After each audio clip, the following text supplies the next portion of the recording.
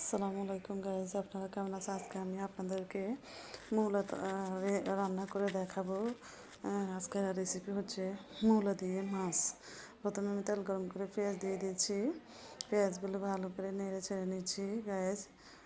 গরম তেলে ভালো করে নেড়ে ছেড়ে নিচ্ছি। দেখেন আজকে দিনে আজকে আমার এই সিজনে এখন মূলা নাই, তারপর আমি মূলা রান্না করে দেখাচ্ছি। প্রথম দিয়েছি পেঁয়াজ, তারপর দিয়ে দিচ্ছি এখন 1 টেবিল চামচ রসুন বাটা, সাথে দিয়ে দিচ্ছি স্বাদ মতো লবণ। এখন লবণ দিয়ে দিচ্ছি সামান্য পরিমাণে হলুদ, কারণ আমার আগেও হলুদ দেওয়া ছিল। এখন দিয়ে দিচ্ছি সামান্য পরিমাণ যে গুঁড়োমরিচ দেওয়ার পরে এটাকে ভালো করে নেড়ে ছেড়ে নিচ্ছে গ্যাস।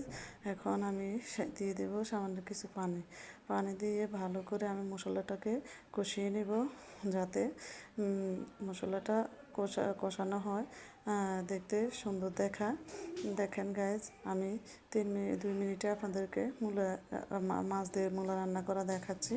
যদি গাইজ ভালো লেগে থাকে আমাকে সাবস্ক্রাইব করবেন এবং পাশে থাকা বেল আইকনটি বাজিয়ে দেবেন। দেখেন গাইজ, আমার মশলাটা কষানো হয়ে গেছে। এখন আমি যে ভাপ দিয়ে রাখা যে মূলাটা ছিল, এটা আমার ফ্রিজে ছিল, প্রায় 6 মাস হয়ে গেছে। আমার মূলাটা এখনও সুন্দর, এটা দিয়ে দিচ্ছি গাইজ। আপনারাও আমার মতো রান্না করে দেখবেন যে কেমন হয়।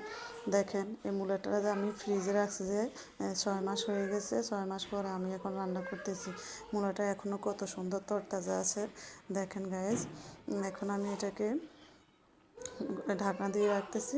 ঢাকনা দেওয়ার 2-3 মিনিট পরে আমি দেখবো মূলাটার কী অবস্থা। দেখেন গাইজ, আমার মূলাটা কষানো হয়ে গেছে, কারণ বেশি কষাতে হয় নাই, এটা আগেরই ভাপা ছিল, তাই আমি এটাকে বেশি কষানো। এখন আমি কাঁচামরিচ দিয়ে দিয়েছি যাতে রান্নাটা হয়, আর আমি গুঁড়োমরিচ কম দিয়েছি, তাই আমি কাঁচামরিচটা দিয়ে দিয়েছি। তো গাইজ, আপনারা আমার মতো রান্না করে দেখবেন। এখন এটার সাথে একটু পানি অ্যাড করে দিচ্ছি, যেহেতু আমার মূলাটা আগে সিদ্ধ করা ছিল, ভাপ দেওয়া ছিল, সেজন্য বেশি জুস করতে হয় নাই। সামান্য পরিমাণ পানি দিয়েছি, দিয়ে এখন আমি এটাতে দিয়ে দিব এই যে মাছ। এখন মাছগুলো দিয়ে দিচ্ছি এক এক করে। দেখেন গাইজ, দিয়ে আমি এটাকে ডেকে রাখবো গাইজ একটু কয়েক মিনিট, প্রায় 5-6 মিনিট, বেশি লাগবে না। 5-6 মিনিট রাখলে আমার মূলাটা রান্না করা হয়ে যাবে গাইজ। এখন আমি এটাকে ঢেকে রাখছি। ঢেকে রাখার প্রায় 5-6 মিনিট পরে আমি আবার এটাকে করে রাখতেছি, ঢাকনা উঠিয়ে দেখতেছি, যে দেখেন গাইজ আমার মূলাটা প্রায় রান্না করে হয়ে আসছে। যদি আমার এই রান্নাটা ভালো লেগে থাকে তো আমার পাশে থাকবেন, আমাকে কমেন্ট করে জানাবেন। তো গাইজ, আল্লাহ হাফেজ, ভালো থাকবেন, সুস্থ থাকবেন সবাই। আর আমাকে কমেন্ট বক্সে জানাবেন আমার মূলা রান্নাটা কেমন হয়েছে। আমার এই মূলাটা ফ্রিজে রাখছি ভাপ দিয়ে প্রায় 6 মাস।